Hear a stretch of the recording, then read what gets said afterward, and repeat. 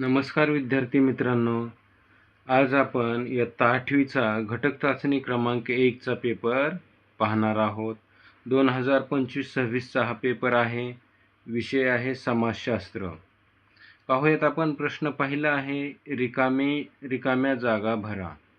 पहिला आहे त्यामध्ये 20व्या शतकातील आधुनिक यंत्राचा एक आगळावेगळा आविष्कार म्हणजे टिंबटिंब होय. यामध्ये पर्याय दिलेले आहेत: पोवाडा, छायाचित्र आणि चित्रपट. तर याचं योग्य उत्तर आहे चित्रपट. औद्योगिक क्रांतीचा प्रारंभ इंग्लंडमध्ये झाला, म्हणजे उत्तर आहे इंग्लंड. त्यानंतर ब आहे संकल्पना स्पष्ट करा. कोणतीही एक संकल्पना स्पष्ट करायची आहे. तर आपण दुसरी पाहूया, भांडवलशाही. भांडवलशाही म्हणजे काय? तर ज्या आर्थिक व्यवस्थापनेत उत्पादनाच्या साधनांची मालकी आणि व्यवस्थापन खाजगी व्यक्तीकडे किंवा उद्योगपतीकडे असते त्याला भांडवलशाही असे म्हणतात. यात केवळ नफा कमावणे उद्देशाने वस्तूचे उत्पादन व व्यापार केला जातो.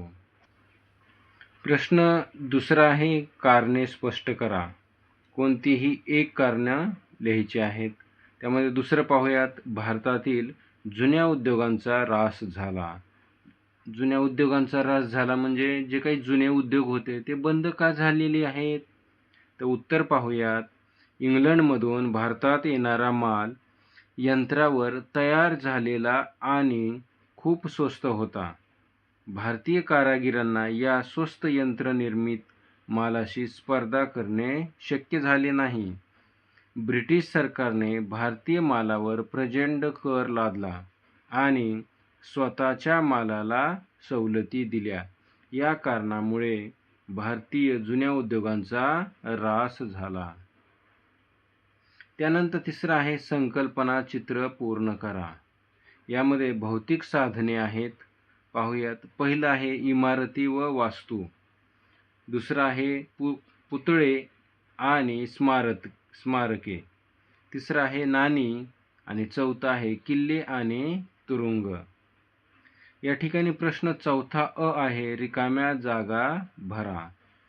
पहिला आहे त्यामध्ये संसदीय शासन पद्धतीत टिंबटिंब विकसित झाल्या. तर इंग्लंड या ठिकाणी विकसित झालेले आहेत. त्यानंतर दुसरी रिकामी जागा पाहूयात. भारताचे टिंबटिंब हे राज्यसभेचे पदसिद्ध सभापती असतात. कोण असतात?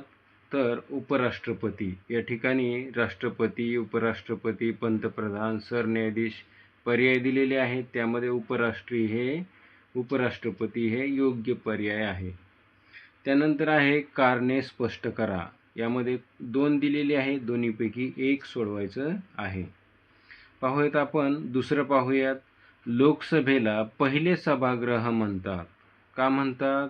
कारण लोकसभा हे भारताच्या संसदेचे कनिष्ठ सभागृह आणि प्रथम सभागृह आहे. या सभागृहातील प्रतिनिधी देशातील जनतेकडून थेट गुप्त मतदान पद्धतीने निवडले जातात. हे सभागृह थेट जनतेचे प्रतिनिधित्व करत असल्याने याला पहिले सभागृह म्हणतात. त्यानंतर प्रश्न 5वा अ, योग्य पर्याय निवडून त्याचे वर्णाक्षर चौकटीत लिहा. या ठिकाणी पर्याय दिलेले आहेत 4 आणि त्याचा पर्याय क्रमांक लिहायचा आहे. पाहूयात आपण. पहिला आहे, कोणत्याही 2 लगतच्या रेखावृत्ताच्या स्थानिक वेळेत टिंबटिंब फरक असतो. यामध्ये उत्तर आहे 4 मिनिट. या 4 मिनिटांचा फरक असतो. दुसरा आहे, पृथ्वीचा टिंबटिंब हा भाग थंड व घन स्वरूपाचा असतो. तर याचं उत्तर आहे बाह्य भाग. क उत्तर आहे बाह्य भाग. योग्य जोड्या जुळवा. गट अ आणि गट ब. या गट अ मध्ये आहे खंडीय कवच आणि दुसरं आहे पृथ्वीच्या परिवलनाची दिशा. त्याचं उत्तर या चौकोनामध्ये लिहायचं आहे. खंडीय कवच हे जे आहेत ते सुमारे 30 किलोमीटर पर्यंत खंडीय कवच असतात. आणि पृथ्वीच्या परिवलनाची दिशा जी आहे ते पश्चिम ते पूर्व. त्यानंतर क आहे, एका वाक्यात उत्तरे लिहा. सागर तळाची निर्मिती कोणत्या थरापासून झाली आहे? तर याचं उत्तर आहे, सागर तळाची निर्मिती सीमा म्हणजेच महासागरीय कवचांच्या थरापासून झालेली आहे. दुसरं आहे, पृथ्वीला परिवलनासाठी किती तासांचा कालावधी लागतो? तर पृथ्वीला परिवलनासाठी 24 तासाचा कालावधी लागतो.